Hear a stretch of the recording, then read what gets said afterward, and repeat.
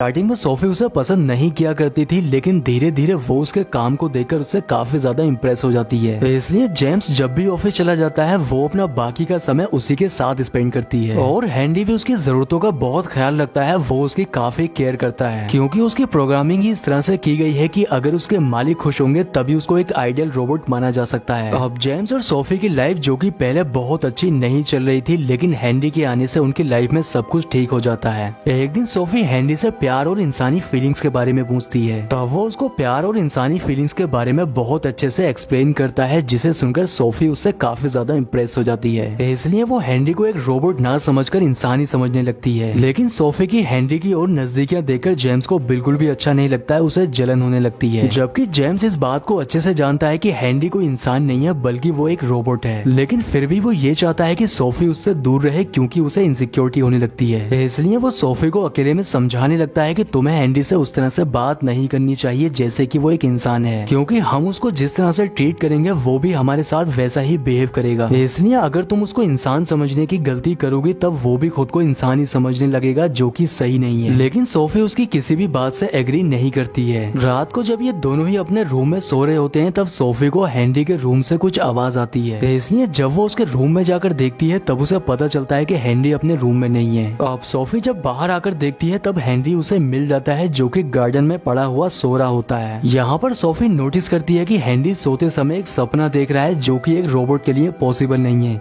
ये देखकर सोफी काफी ज्यादा हैरान हो जाती है। इसलिए जेम्स अब उसे नींद से उठाकर घर के अंदर ले जाता है। अगले दिन कंपनी के ओनर को हैंडी की जांच के लिए बुलाया जाता है, और जांच करने के बाद वो उनको बताता है कि उसके अंदर कोई टेक्निकल एरर है, जो कि किसी भी रोबोट के अंदर आना एक नॉर्मल सी बात है। अब सोफी जब उसको ये बताती है कि रात वो सोते समय एक सपना देख रहा था और ये सब मैंने काफी अच्छे से नोटिस किया है, तब वो उनको बताता है कि हैंडी तुम्हारे साथ बहुत समय से है, इसलिए उसके अंदर कुछ इंसानी फीलिंग्स आ चुकी हैं। अब क्योंकि ये फीलिंग्स तुमने ही उसके अंदर जगाई हैं, जिसकी वजह से वो खुद को इंसान समझने लगा है। दरअसल पहले सोफी और जेम्स एक दूसरे के साथ काफी ज्यादा टाइम स्पेंड करते थे, लेकिन अब बिजनेस की वजह से जेम्स सोफी को टाइम नहीं दे पाता है। इसलिए सोफी हैंडी को एक रोबोट ना समझकर इंसानी समझती है और उससे अपनी सारी इच्छाएं पूरी करने की कोशिश करती है। अब क्योंकि सोफी घर छोड़कर जा चुकी थी, इसलिए जेम्स इस बात का फायदा उठाकर हैंडी के करीब आ जाता है और उसके साथ गलत काम करता है। पर अगली सुबह उसे अपनी गलती का एहसास होता है, इसलिए वो सोफी को कॉल करता है और उसे वापस घर आने के लिए कहता है। आगे सीन में हम देखते हैं कि हैंडी जब सोफी की मसाज कर रहा होता है तब वो उसके करीब आ जाता है, जिस पर सोफी को भी बहुत अच्छा लगता है। लेकिन जब वो सोफी को ये बोलता है कि वो उससे प्यार करने लगा है,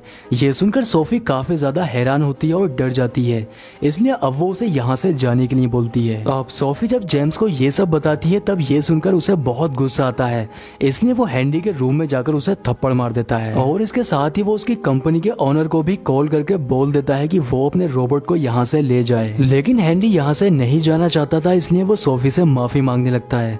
वो सोफी से कहता है कि मैंने तुमसे जो भी कुछ कहा है उसके लिए मैं माफी मांगता हूँ, पर कैसे भी करके तुम मुझे यहाँ से जाने से रोक लो। वो सोफी को ये भी बता देता है कि जब वो इस घर में नहीं थी तब जेम्स ने उसके साथ क्या किया था। इसलिए दोनों हस्बैंड वाइफ को अपनी गलती का एहसास होता है कि वो दोनों ही हैंडी की ओर अट्रैक्ट हो चुके थे। इसलिए अब वो अपनी गलती सुधारते हुए इस रोबोट से अपना पीछा छुड़ाना चाहते हैं और वो पहले की तरह एक नॉर्मल सी लाइफ जीने का फैसला करते हैं। अब कंपनी का ओनर हैंडी को लेने के लिए आ जाता है, लेकिन हैंडी पहले की तरह कंपनी के ओनर की किसी भी बात को नहीं मानता है। और यहाँ पर हमें एक बहुत बड़ी सच्चाई पता चलती है। दरअसल हैंडी कोई रोबोट नहीं है बल्कि वो एक इंसान है, क्योंकि कंपनी का मालिक हमेशा से ही कुछ ऐसे रोबोट्स बनाना चाहता था जो कि इंसानों से बेहतर हों, लेकिन वो अपने मिशन में कामयाब नहीं हो पाता है। इसलिए वो इंसानों पर ही एक्सपेरिमेंट करने लगता है, जिससे वो उनके अंदर की इंसानी फीलिंग्स को मारकर और उनका ब्रेन वॉश करके ये साबित कर देता है कि वो कोई इंसान नहीं बल्कि एक मशीन है। लेकिन हैंडी जब सोफी के कांटेक्ट में आता है तब उसके अंदर की इंसानी फीलिंग जाग जाती है,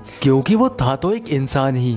इसलिए वो ये सारी बातें सोफी और जेम्स को बता देता है, जिसे सुनकर उन्हें कंपनी के ओनर के ऊपर बहुत गुस्सा आता है। इसलिए अब वो पुलिस को जाकर सारी सच्चाई बता देते हैं कि कंपनी के ओनर ने किस तरह से इंसानों की जिंदगी को बर्बाद किया है। और पुलिस जेम्स और सोफी को अपने साथ लेकर कंपनी के ओनर को अरेस्ट करने के लिए आने लगती है, पर वो पुलिस के ऊपर ही हमला कर देता है। इसके बाद वो सोफी और जेम्स को भी मारने ही वाला था, पर तभी हैंडी उसके ऊपर हमला कर देता है और चाकू से उसके ऊपर स्टेप करता है, जिससे उसकी मौत हो जाती है। इसके बाद वो खुद के भी चाकू मार लेता है, जिससे हैंडी भी